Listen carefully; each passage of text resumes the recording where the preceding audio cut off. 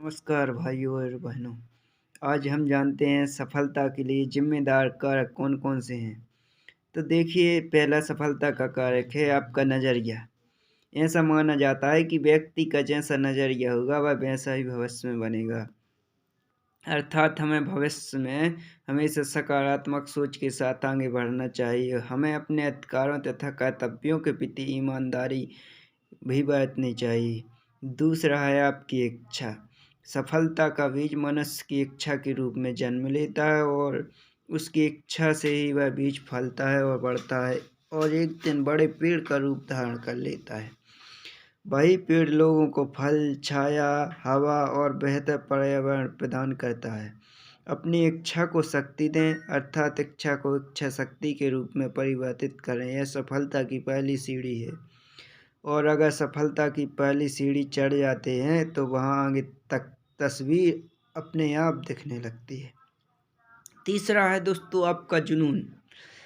जब इंसान किसी काम को करने का फुल मूड बनाकर अपना समय, ऊर्जा और दिमाग एक ही दिशा में लगा देता है तो लोग कहते हैं कि इसे काम करने का जुनून है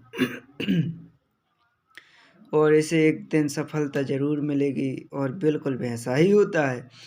वह एक दिन सफल भी बन जाता है। वाकई में ये बिल्कुल सत्य है कि जुनून एक ऐसी आंधी है जो बड़ी से बड़ी मुसीबतों से भी टकराते हुए अपना रास्ता खुद ब खुद बना लेती है। चौथा है आपका संयम। सफलता की जो सबसे बड़ी खासियत है वो यह है कि जिस पर भी फिदा होना होता है वह उसे तड़पाती बहुत है, अर्थात उसकी परीक्षा बहुत ही ज़बरदस्त लेती है। इसलिए जिसे सफल होना है ना, तो संयम रखना ही पड़ेगा। अगर बड़ा लक्ष्य पाना है तो इंतज़ार भी करना पड़ेगा दोस्तों, क्योंकि सफलता दिनों, हफ्तों, महीनों नहीं बल्कि कई सालों में मिलती है। इसलिए अपने संयम को बरकरार रखना मित्रों। पांचवी है आपकी जिद।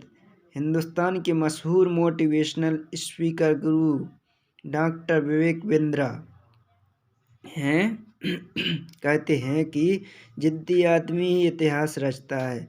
जिसके मन में कोई जिद आ गई वही इतिहास वही रचता है। इसलिए सफलता की चाहत रखने वालों को थोड़ा जिद्दी भी होना पड़ता है।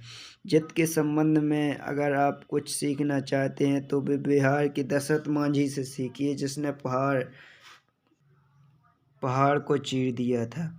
मांझी की कहानी से सीख सकते हैं कि जिन्होंने एक ऐसी जिद पाली कि सिर्फ छेनी और हथौड़े से कई साल को चीरने में लगा दिया और एक दिन ऐसा भी आया जब उन्होंने पहाड़ का सीना चीर दिया और उसके बीचों बीच एक सड़क बना डाली।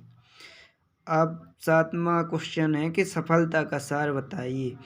तो सफलता के बारे में माना जाता है, देखिए क्वेश्चन अंग्रेजी में रिसोल्व कर दें कि describe the essentials of success. सफलता के बारे में माना जाता है कि बचपन में माता का साथ, जवानी में अच्छे दोस्तों का साथ, जीवन में अच्छी गुरु का साथ, शादी के बाद आज्ञाकारी पत्नी का साथ, समय के साथ बेहतर अर्थव्यवस्था का साथ, उम्र के हिसाब से अच्छे सेहत का साथ, समाज के लोगों के समर्थन का साथ, बुढ़ापे में बच्चों के साथ, मृत्यु के समय सगे संबंधियों का साथ और मृत्यु के बाद जीवन में किए गए अच्छे कर्मों का साथ। अगर उम्र के हर पड़ाव पर आपको जिनकी ज़रूरत हो वह समय अनुसार मिलता रहे, जैसे प्यार, इज्जत, पैसा, लोगों का समर्थन और सहानुभूति आदि, तो इससे बढ़कर और क्या सफलता हो सकती है। वैसे ज़्यादातर लोगों का मानना होता है कि सफलता का मतलब ढेर सारा पैसा कमाना होता है, लेकिन ऐसा नहीं है, क्योंकि बहुत से लोग सिर्फ पैसों के लिए बाकी चीज़ों का तवज्जो नहीं देते और एक दिन ऐसा आता है जब उनके पास पैसा तो बहुत होता है लेकिन अपने नहीं होते। सफलता का असली मतलब है प्यार, पैसा, इज्जत, अच्छा स्वास्थ्य और लोगों का साथ। इन सब का एक बेहतरीन सामंजस्य असली सफलता है। किसी के लिए कुछ सफलता है तो किसी के लिए कुछ सफलता है। किसी के लिए माँ का प्यार सफलता है, किसी के लिए हीरो का हार सफलता है, किसी के लिए बढ़ता व्यापार सफलता है। किसी के लिए दुश्मन की हार सफलता है तो किसी के लिए खुशियों का संसार सफलता है। अतः कहा जा सकता है कि जो आप चाहते हैं वो आपको हासिल हो जाए, यही सही मायने में असली सफलता है। तो दोस्तों, पसंद आए तो लाइक सब्सक्राइब जरूर करिएगा। और 8वां क्वेश्चन भी आपको बता ही देता हूँ कि सफलता पाने के लिए हमें क्या करना चाहिए। What we need to do get success. जीवन में सफलता हासिल करने के लिए निम्न नियम अपनाने चाहिए। हारने के लिए नहीं बल्कि जीतने के लिए खेलें। दूसरों की गलतियों से सीखें। ऊंचे चरित्र वाले लोगों के से संबंध रखें।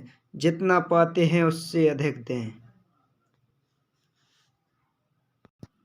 और बिना कुछ दिए और कुछ पाने की उम्मीद न रखें। और तथा हमेशा दूर की सोचें तथा अपने मजबूत पहलुओं को जानें और उनकी बुनियाद पर फैसला करें।